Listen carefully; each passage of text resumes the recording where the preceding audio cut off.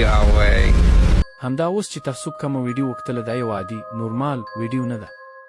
د ګیري په نوم یو هلک و چې مخکې اسویت تعقیباوه، خو د ځینو کسانو سره له لیدو وروسته هغه کلیسا ته تګ په بشپړ ډول پرېښود.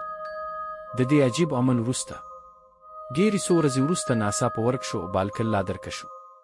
د هغه کورنۍ د هغه د موندلو لپاره ډېرې هلې ځلې وکړې، خو د ګیري هیڅ درک او نښه ونه موندل شوه. خو 3 کاله وروسته ګیري د یو بېنومه اکاونټ څخه دا ویډیو په ټولنیزو رسنیو خپره کړه. د ویډیو د ډېر کتل کېدو وروسته د ګیري کورنۍ په هغه ویډیو کې یو عجیب شی محسوس کړ. کله چې دوی ویډیو ریورس برعکس واورېده نو د دوی مخې ته یو ډېر خطرناک شی راڅرګند شو. ګیري په هغه ویډیو کې یو ډېر وحشتناک پیغام وړاندې کوي. زه تاسو ته دا ویډیو درخیم که تاسو دا پیغام درک کړئ نو په تبصره کمنټ کې ولیکئ چې په ویډیو کې څه پیغام و.